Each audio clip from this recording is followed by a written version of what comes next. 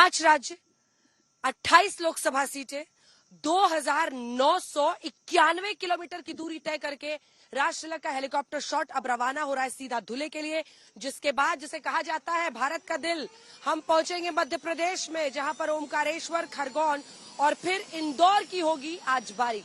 तो आइए आपको लिए चलते हैं सीधा बारामती से अब धुले, ये जानने के लिए कि जो पहला चुनाव वहां जनसंघ ने जीता था, फिर कांग्रेस का गढ़ बना, अभी 3 बार से बीजेपी जीत रही है, क्या बीजेपी एक बार फिर जीतेगी या फिर कांग्रेस की होगी बारी। आइए रवाना होते हैं।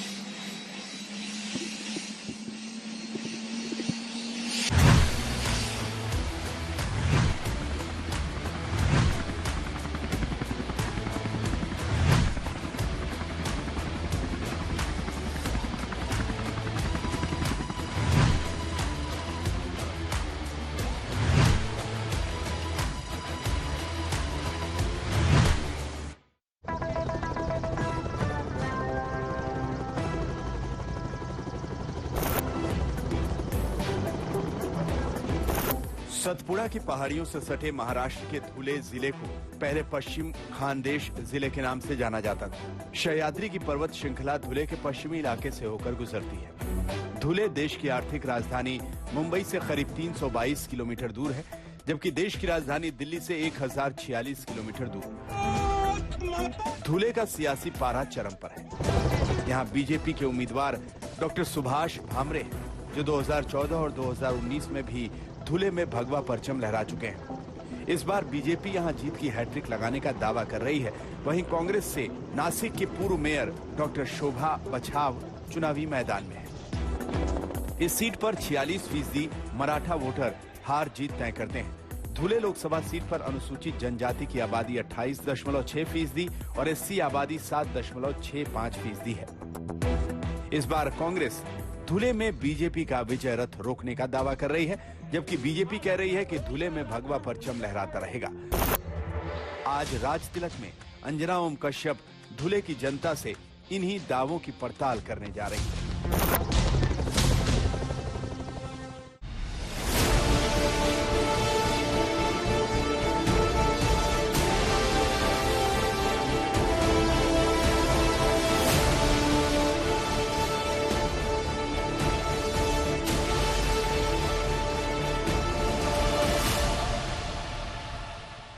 तो हम पहुंच गए महाराष्ट्र के बारामती से अब धुले। 1957 के चुनाव में भारतीय जनसंघ को यहां पर जीत हासिल की थी, लेकिन उसके बाद 1962 से लेकर 96 तक लगातार कांग्रेस पार्टी यहां पर अपना गढ़ बनाने में कामयाब रही।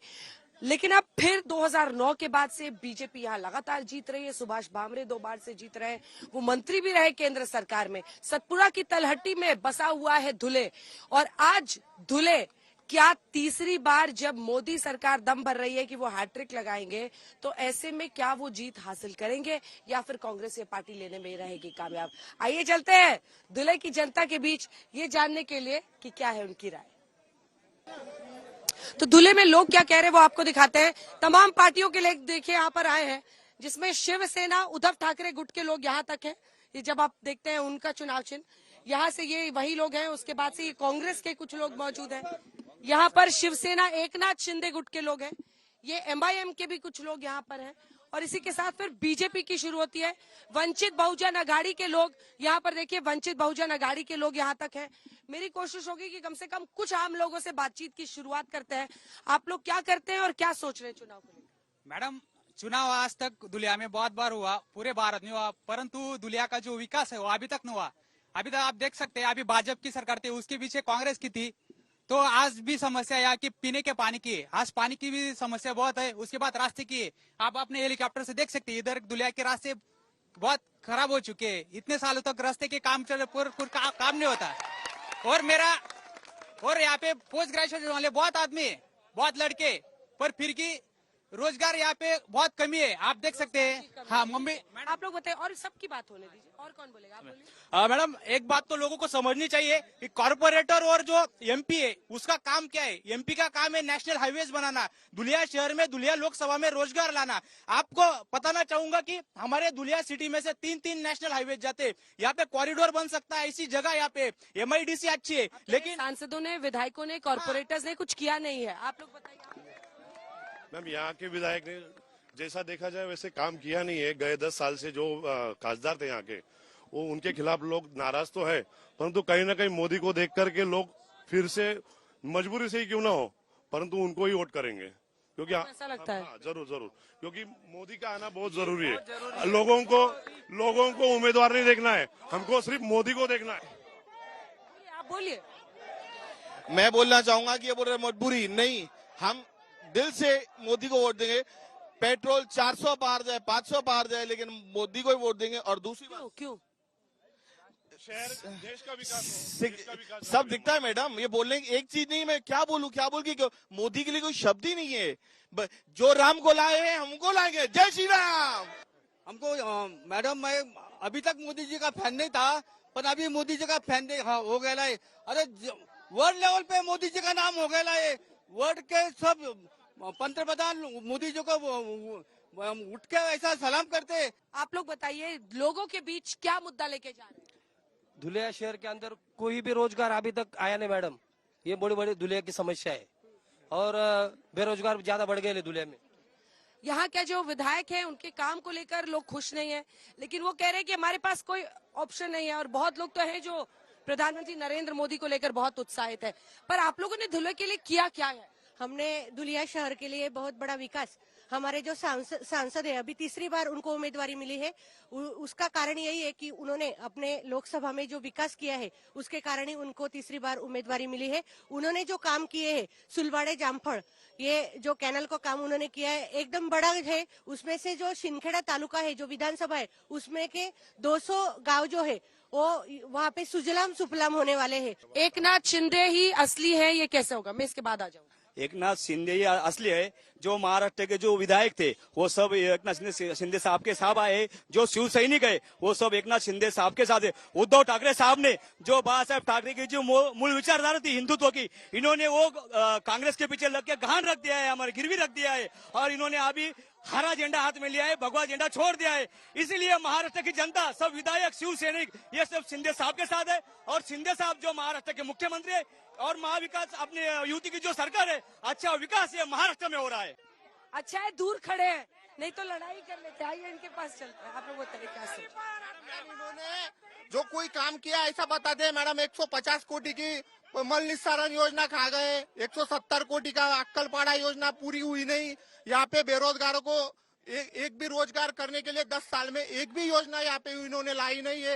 रास्ते कर रहे हैं वो सब भ्रष्टाचार कर रहे हैं। 6 लेयर के रास्ते 3 ही लेयर कर रहे हैं। सीमेंट कंक्रीट के रास्ते के ऊपर डामरी रास्ता चालक कर रहे हैं। मैडम, जो यहाँ पे मनपा में लूट हो रही है वही अभी कह रहे कांग्रेस के साथ चले गए। बाला साहब की जो सोच थी उसके साथ समझौता कर लिया। मैडम देखिए, इन लोगों ने पहले महबूबा मुफ्ती के साथ में गठबंधन बनाया। बिहार में बीजेपी ने किया ना, बीजेपी ने किया, शिवसेना वालों ने भी किया। अभी ये शिवसेना वाले हमें राजनीति सिखा रहे हैं, जो कि हमारे नहीं, उनको शिवसेना बोल दिया। ये हमारे बच्चे हैं, ये हमें राजनीति सिखाएंगे। इन्होंने 50 खोखे लेकर शिवसेना में बड़ी फूट डाली, और ये अगर हमको हिंदुत्व की बात सिखाएंगे तो मैडम ये कैसे होगा? अब कांग्रेस के कुछ लोगों को जाइए के करके आप लोग बताइए, कांग्रेस क्या सोच के लोगों को अपनी तरफ करेगी? कांग्रेस शिवसेना वाली देश की अखंडता, एकता और देश का विकास, यही कांग्रेस का असली एजेंडा है। मोदी ने सब लोगों को झूठ बताकर इस देश में अराजकता माजी, देश के टुकड़े करने का मोदी अभी सोच रहा है। अब अगली बार उसकी गवर्नमेंट आई तो देश का संविधान खतरे में है, ऐसा आम आदमी की राव हो गई है अभी। और आम आदमी कांग्रेस के तरफ है। हमारे उत्तर महाराष्ट्र कितनी सीट जीतेंगे? 48 में 48 में से 35 से 35 आपको लग रहा है? एक एक करके MIM का पक्ष रखिए। हाँ, आज कहते हैं आपकी पार्टी पर आरोप लगता है कि आप लोग सिर्फ पोलराइजेशन करके वोट लेते हैं। इनके पास मुद्दे नहीं होने के बावजूद ये मुद्दे का उखाड़ने का काम कर रहे हैं। इन्होंने वादा भी किया था, जब ये जामफल धरण का बात कर रहे हैं, ये 2 दिन का पानी देने के बोले थे। इन्होंने 2 दिन का पानी का वादा जो किया था शहर वासियों को, आज 8-8, 10-10 दिन मिल रहे हैं। ये बीजेपी के सरकार के नेतृत्व में 10-10 दिन हमको पानी नहीं मिल रहा है। ये मोदी सरकार की गारंटी बोली जाती है, पर ये मोदी सरकार सिर्फ फेकू सरकार है। ये कुछ नहीं कर सकती है। ये रोजगार नहीं है, ये खेती वालों के लिए बहुत परेशानी का काम है। आज धुलिया शहर में एमआईएम का विधायक होने के बावजूद विकास हुआ है, आज तक विकास नहीं हुआ है। जो प्याज के एक्सपोर्ट पे जो रोक लगी है उस पर आपका क्या कहना है? मैडम जी, इस देश में कांग्रेस ने भी शत फार्मर को, किसान को लूटा है। आज भी बीजेपी सरकार किसानों को लूट रहे। कांदा, ऊस, दूर दाल सबके लिए किसानों को मरने के लिए हमारे धुलिया डिस्ट्रिक्ट के अंदर किसानों के लिए मरने वाले लोग हैं। इधर प्याज के किसान हर रोज मर रहे हैं, लेकिन मोदी साहब ने निर्यात बंदी करके दिया है। एमएसपी पे भाव नहीं दे रहे। इधर के किसानों के लिए इधर के खासदार ने क्या क्या 10 साल में की बात है। इनकी जो प्याज की बात है, तो हमारे सांसद जी ने जरा प्याज दिखा दो भाई, प्याज दिखा दो। उसका जवाब दे रहा हूँ। ये जो प्याज की बात है, हमारे सांसद जी ने यहाँ के लिए 30,000 टन का एक्सपोर्ट 2 ही दिन में भी सैंक्शन करवाया, और ये किसानों के लिए बहुत बड़ी बात है। और मॉब लिंचिंग का एक बहुत बड़ा मुद्दा है, जो यूपी में था, एमपी में था, पूरे भारत में था। अभी वो नासिक में हुआ है। पिछले 4 महीने पहले मॉब लिंचिंग में 2 मुसलमानों की मौत हुई यहाँ पे, और वो अभी महाराष्ट्र में आ चुका है। ये ऐसे बहुत सारे मुद्दे हैं जिनके ऊपर हम लोग फाइट कर रहे हैं। दूसरा,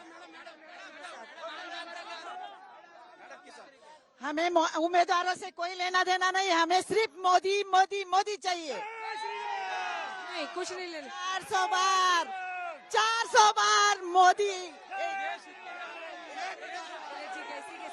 दूल्हे की जनता ने जो कहा, एक बार 360 आपको दिखा देते हैं। यहाँ मोदी मोदी के नारे लग रहे हैं, इधर राहुल गांधी के नारे लग रहे हैं, वैसी साहब के, इधर उद्धव ठाकरे के नारे लग रहे हैं। माले की बात हो रही है, प्याज का माला लेकर लोग आए हैं।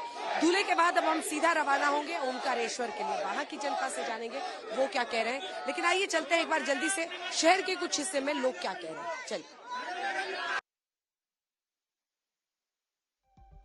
तो चलिए, दूल्हे शहर में अब एक जो मेन मार्केट है वहां पर हम लोग आ गए हैं।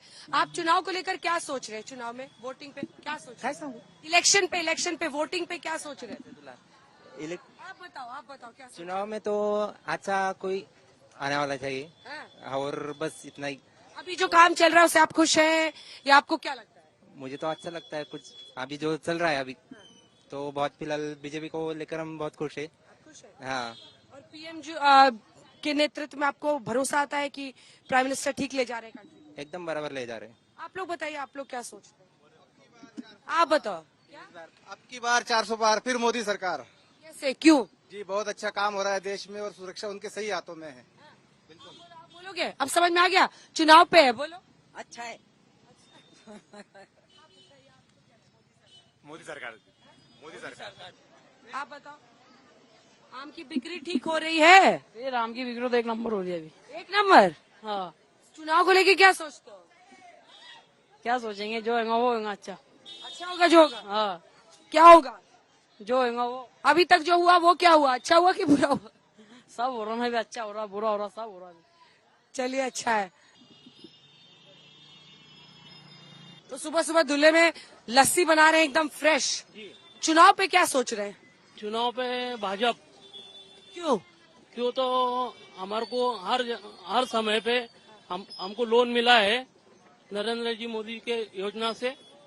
हाँ, बहुत बढ़िया काम चल रहा है, कोई दिक्कत नहीं है भाजपा आने को।